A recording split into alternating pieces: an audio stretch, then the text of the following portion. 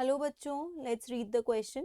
So the question over here says gene flow occurs through generations. Gene flow can occur across language barriers in humans. If we have a technique of measuring specific allele frequencies in different population of world, we not predict human migratory patterns in prehistory and history? Do you agree or disagree? Provide an explanation to your answer.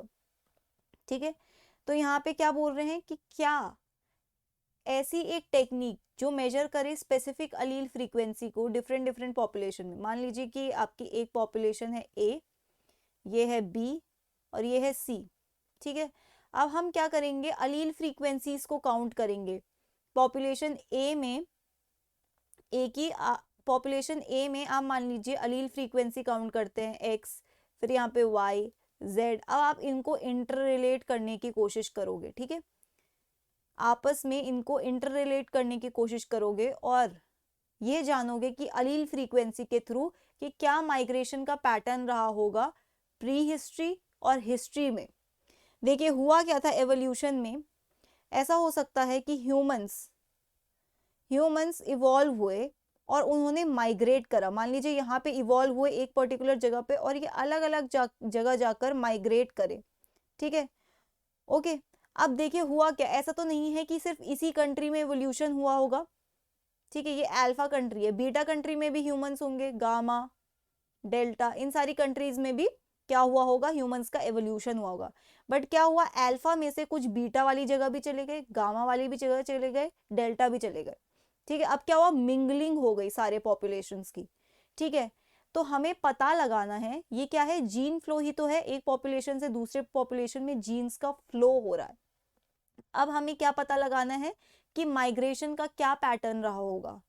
तो हम gene frequencies या फिर आप कह सकते हो अलील frequencies से ये पता लगा सकते हैं। तो yes, migratory patterns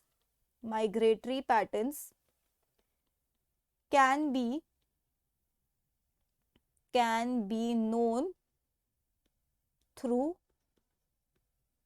specific allele frequencies, through measurement of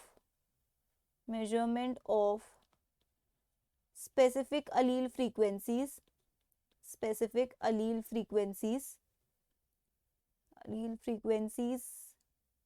ठीक है। अब ये अलील फ्रीक्वेंसी हम किसको लेके करते हैं, किस, आप कह सकते हो कि क्या हम, देखिए ह्यूमन जीनोम बहुत बड़ा है, क्या हम हर एक अलील फ्रीक्वेंसी को देखेंगे, नहीं।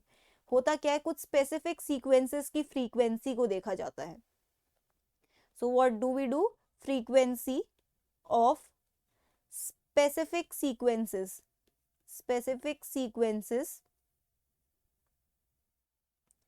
Is assist. अब ये सीक्वेंसेस या तो हमारे खुद के डीएनए में हो सकते हैं, खुद के मतलब न्यूक्लियस के डीएनए में हो सकते हैं, या फिर आपको पता है कुछ ऑर्गेनेली होती हैं जैसे कि माइटोकॉन्ड्रिया हो गई, क्लोरोप्लास्ट हो गई, इनका अपना भी डीएनए होता है, ठीक है। तो किसी भी डीएनए में कुछ स्पेसिफिक सीक्वेंसेस हैं, इन सीक्वेंसेस की फ्रीक्वेंसी को मद्देनजर रखते हुए हम ये डिसाइड करते हैं कि माइग्रेशन कितने टाइम पहले हुआ होगा और कौन किससे कितना दूर है। मान लीजिए कि एक्स मिंगल हुआ था ए से बहुत पहले, ठीक है, और वाई जो है वो ए से अभी, वाई इन द सेंस सी जो है वो ए से अभी के टाइम पर ही मिंगल हुआ है, ठीक है। तो जीन फ्रीक्वेंसी से ये पता चल जाएगा कि ए और बी जो है इनकी मिंगलिंग बहुत पहले हो चुकी थी और सी की अभी अभी हुई है, राइट। इस तरीके से हम इवोल्यूशन के पैटर्न को भी पता कर सकते हैं, ठीक है। हम ये पता कर सकते हैं किसका कहाँ पे ओरिजिन है या कौन किस कंट्री का है, क्योंकि आपको पता है ह्यूमन जीनोम प्रोजेक्ट के बाद से ही पूरा डीएनए ह्यूमंस का सीक्वेंस हो चुका है, ठीक है, पूरा डीएनए सीक्वेंस हो चुका है और स्पेसिफिक सीक्वेंसेस को लेकर हम बता सकते हैं कि कौन सा इंडिविजुअल का ओरिजिन कौन सी कंट्री का है, राइट। तो इस तरीके से जीन फ्रीक्वेंसी आप कहो अलील फ्रीक्वेंसी हेल्पफुल रहती है, okay. So that's it for the question. I hope you understood it well. Best of luck.